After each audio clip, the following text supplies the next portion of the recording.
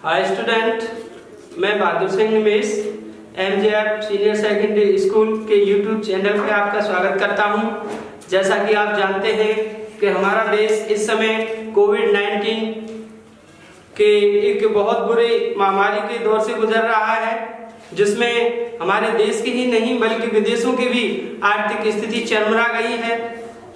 इसलिए आप इस कोरोना की महामारी से डरे नहीं, घबराएं नहीं, धैर्य बनाए रखें और केंद्र सरकार और राज्य सरकार ने जो भी दिशा निर्देश जारी किए हैं, गाइडलाइन जारी किए हैं, उनका संयमित होकर के पालन करें। और सबसे बड़ी बात यह है कि कोरोना जो है उसके लिए केंद्र सरकार ने एक नारा दिया है कि स्टे होम।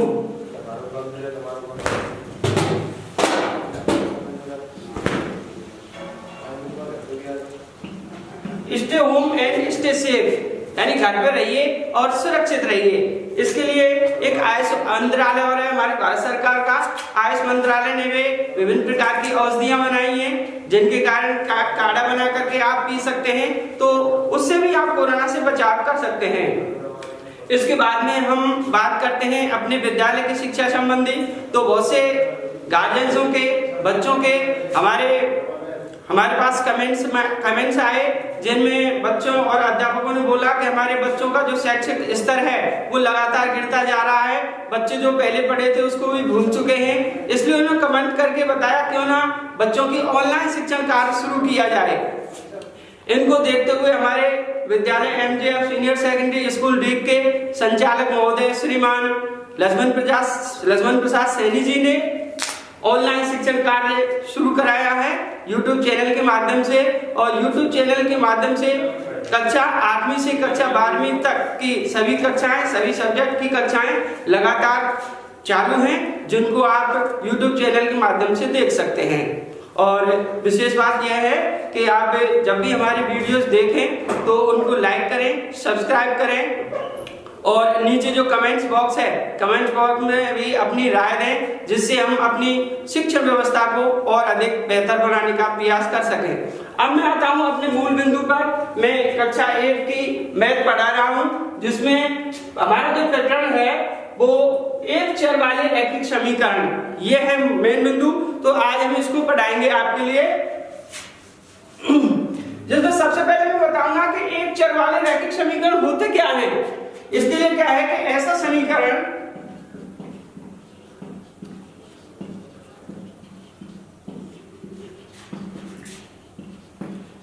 जिसमें केवल एक चर वाले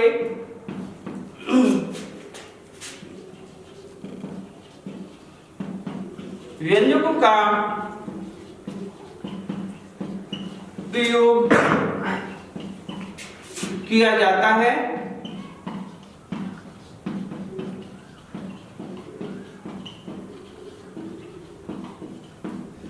ऐसे समीकरण एक चर वाले समीकरण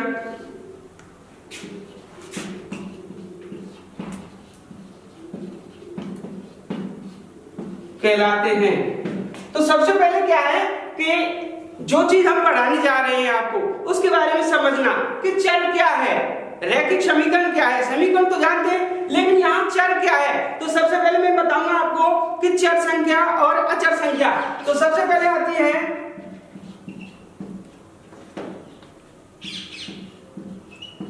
चर संख्या और दूसरी है अचर संख्या।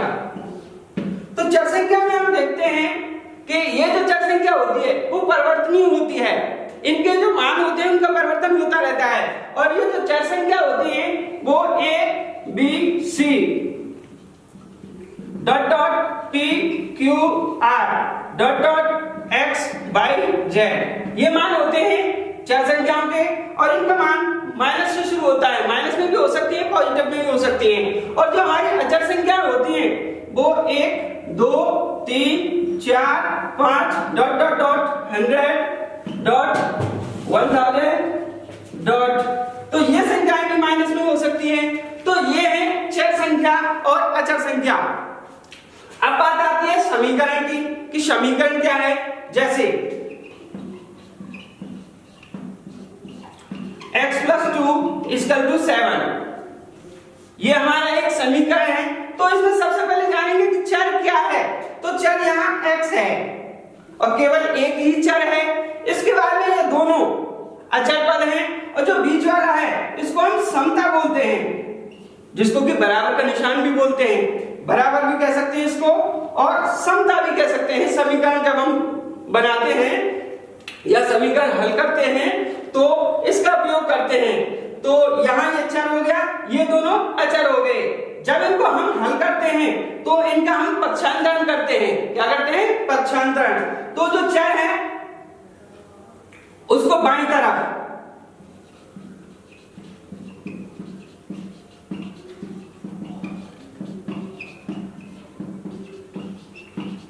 जब हम समीकरण को स्टार्ट करते हैं तो ये होता है हमारा राइट हैंड साइड, ये होता है हमारा लेफ्ट हैंड साइड। इधर को करते हैं दायां पक्ष, इधर को होता है बायां पक्ष। और बाएं पक्ष की तरफ हमेशा जो चर राशि है या चर संख्याएं वो आती हैं और दाईं तरफ होती है वो अचर संख्याएं आती हैं। तो जैसे कि मैंने आपको बोला था कि समीकरण है हमारे पास x + 2 = 7, तो इधर चर आएगा x बराबर जो 2 है उसका दाईं ओर स्थानांतरण होगा। तो 7 जो चिन्ह होते हैं वो बदल जाते हैं। जब हम किन्हीं संख्याओं का पक्षांतरण करते हैं तो इनके जो चिन्ह होते हैं वो विपरीत हो जाते हैं। तो यहाँ धन का चिन्ह है तो पल्ली तरफ उधर जाएगा, दाईं ओर तो ये माइनस हो जाएगा 7 - 2। तो यहाँ हम लिख सकते हैं 2 का दाईं ओर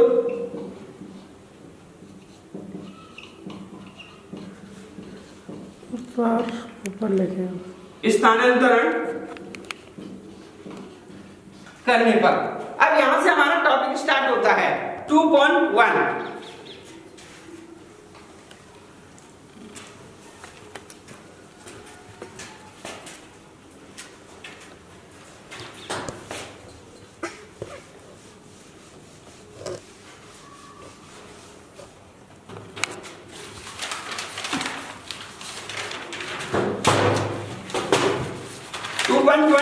जो प्रश्नावली है कक्षा 8 की एक चर वाली रैखिक समीकरण वो आपके सामने स्टार्ट होती है।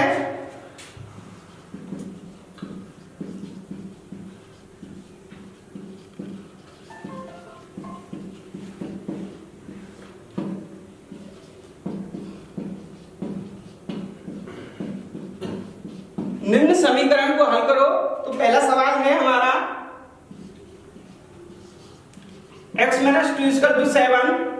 तो मैंने आपको पहले ही बताया है कि जो चर राशि है वो बाईं तरफ आएगी और जो अचर राशि है वो दाईं तरफ आएगी। तो x बराबर 7 और ये जो अचर पद है और इसका जो चिन्ह है वो दाईं तरफ ले जाएंगे तो चिन्ह भी बदलेगा, संख्या वही रहेगी क्योंकि ये अचर पद है।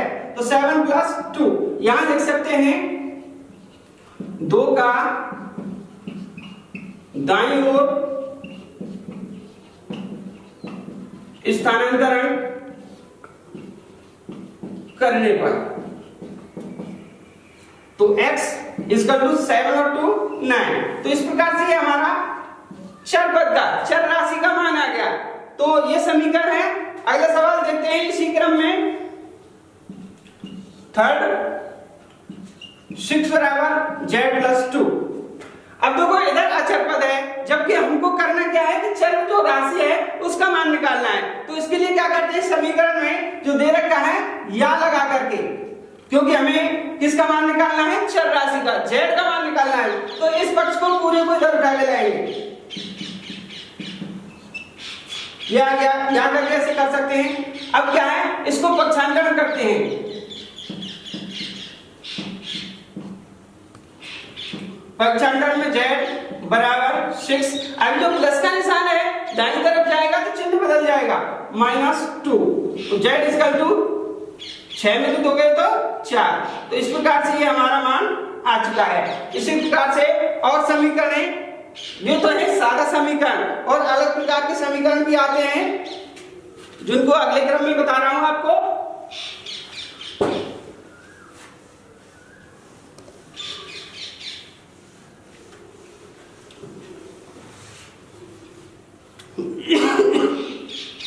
ये देखिए question number 4, 3/7 plus x equal to 17/7। तो हमें x का मान निकालना है, यानी चर राशि का मान निकालना है। तो x बराबर 17/7। अब ये धनात्मक है, इधर को दाईं तरफ ले जाना है, तो चिन्ह बदलेगा, माइनस होगा 3/7। x इक्वल टू, जब ये हर समान हो और बीच में जो निशान है हर समान ले लिया और हम दोनों को एक साथ कर देंगे, यानी कि लघुत्तम लेकर भी कर सकते हैं, और जब हर समान हो तो एक साथ ऐसे भी लिख सकते हैं। तो x इक्वल टू 17 में 3 गए तो 14/7।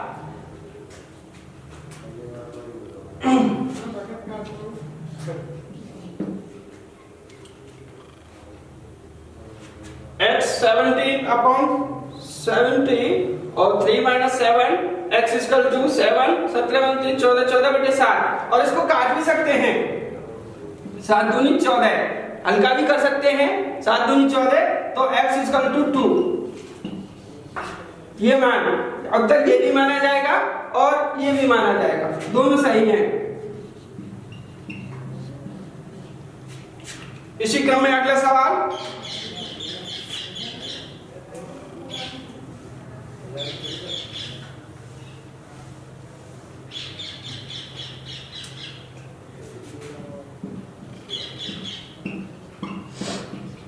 Six x equal to 12। तो मान हमें निकालना है x का, चर का मान निकालना है x। हमेशा ध्यान रखें बीच में कोई भी चिन्ह ना हो तो वो गुणा का निशान माना जाता है। तो ये गुणा का निशान है, जब x का मान निकालते हैं तो ये जो संख्या होती है वो नीचे आ जाती है, यहां पे आ जाती है भाग देने के लिए। तो 6 दूनी 12, तो x इक्वल टू 2। इसी क्रम में अगला सवाल,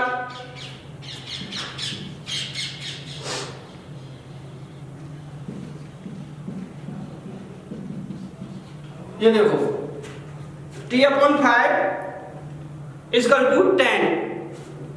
तो मान निकालना है हमें t का, तो t इक्वल टू 10, तो इसका इससे गुणा हो जाता है, जिसको कि हम बज्रगुणा भी कह सकते हैं। तो 10 × 5, तो t इक्वल टू 50। ये भी आंसर है।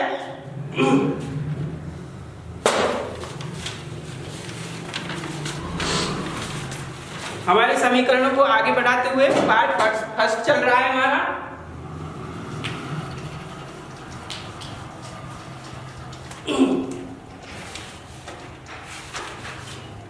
सवाल नंबर 8वां, 1.6 इक्वल टू y/1.5। तो y का हमें मान निकालना है, क्योंकि एक चर राशि है तो इसको चेंज भी कर सकते हैं, या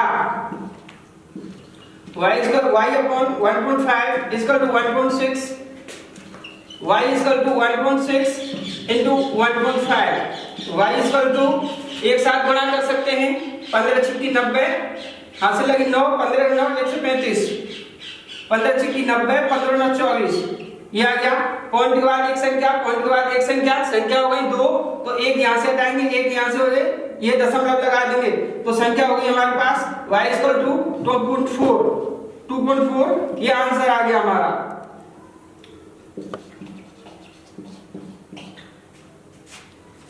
इसी क्रम में समीकरणों को आगे लेते हुए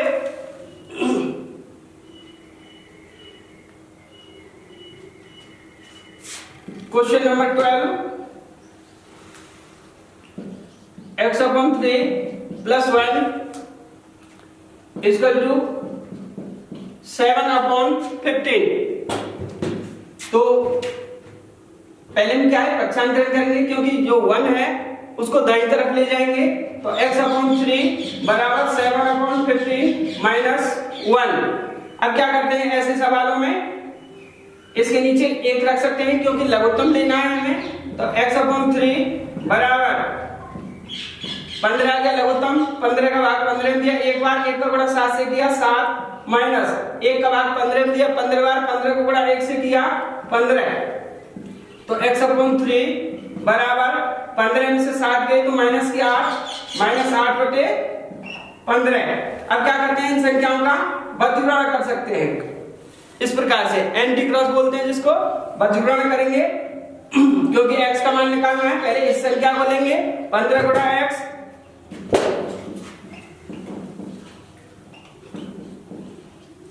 तो 15 गुणा x करेंगे तो x बराबर माइनस 8 गुणा 3/15।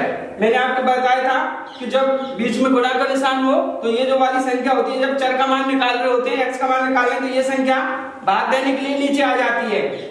अब इनको काट सकते हैं, 3 पंजे 15, तो आंसर आ गया x = -8/5। इस प्रकार से जो हमारी प्रश्नावली है 2.1 ये यही समाप्त होती है। मैं आपको कुछ क्वेश्चन दूंगा, जिन क्वेश्चनों को आप करेंगे और मैं आपको व्हाट्सएप नंबर भी देके जाऊंगा, उस व्हाट्सएप नंबर पे आप सवालों को हल करके दिखा सकते हैं और नीचे अपना नाम डालेंगे, पापा का नाम डालेंगे, फिर आपके क्वेश्चनों को चेक करके आपके पास वापस रिटर्न भी भेज सकता हूं।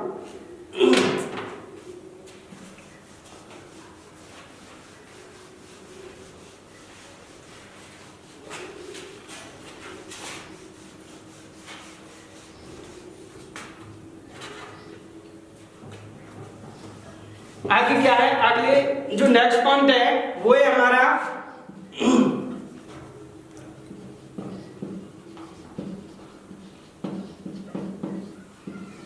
समीकरणों के कुछ अनुप्रयोग।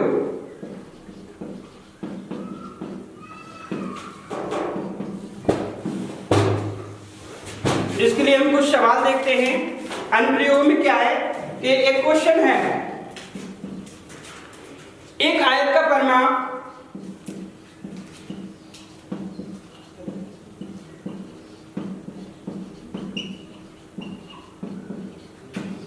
एक आयत का परिमाप 13 सेंटीमीटर है,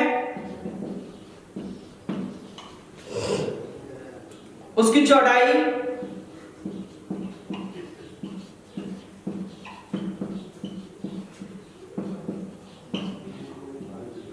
इसकी चौड़ाई 2 सही 3/4 सेंटीमीटर है। उसकी लंबाई ज्ञात कीजिए, उसकी लंबाई ज्ञात करो। तो जैसा कि हमारा प्रश्न क्या कर रहा है कि एक आयत बना के देखते हैं हम, कच्चा चित्र।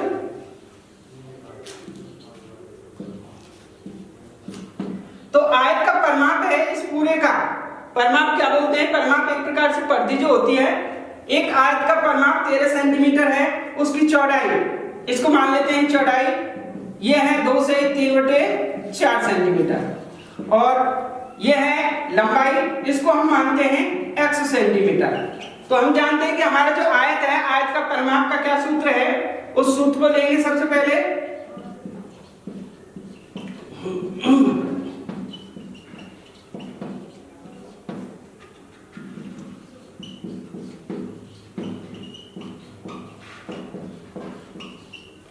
आयत का परिमाप आप जानते हैं 2 गुणा लंबाई धन चौड़ाई, जबकि आयत का क्षेत्रफल का सूत्र होता है लंबाई गुणा चौड़ाई।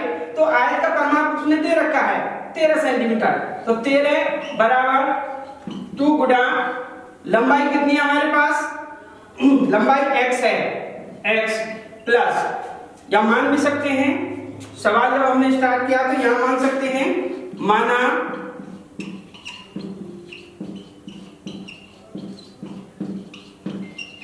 आयत की लंबाई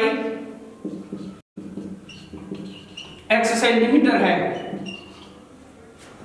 तो 13 जो परिमाप है दे रखा है, 13 बराबर 2 गुणा लंबाई x प्लस चौड़ाई है, इसकी भिन्न में डालेंगे, 4 दूनी 8 और 3 11/4। अब ये जो अंदर का है इसको अलग से हल कर सकते हैं हम, यहां हल ना करके या फिर यहां भी हल कर सकते हैं, दोनों बातें हैं।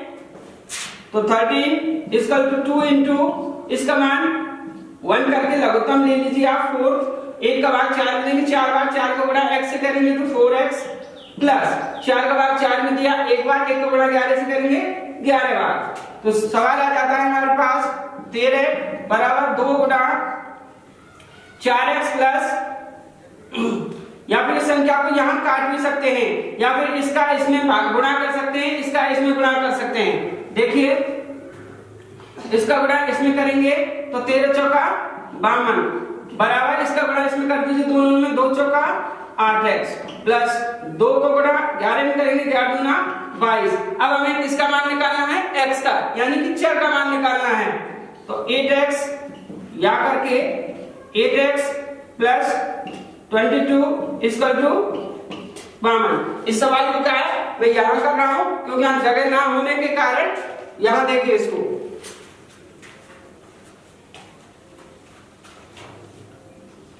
8x plus 22 equal to 52, 8x यहां हम पक्षांतरण करेंगे तो 8x बराबर 52 माइनस 22, 8x बराबर 30, x बराबर 30/8, 2 से काट लीजिए 4 50। तो x इक्वल टू 4 के भाग 15 में दे दीजिए, 4 3 12, 3 सही 3/4। तो x हमने क्या मानी थी, लंबाई। अतः आयत की लंबाई बराबर 3 सही 3/4 सेंटीमीटर। इस प्रकार से आयत है, आयत की चौड़ाई 2 सही 3/4, जबकि आयत की लंबाई 3 सही 3/4 सेंटीमीटर। इस प्रकार से जो हमारा आयत है उसकी लंबाई और चौड़ाई दोनों निकाल दी गई हैं। अगला सवाल देखते हैं।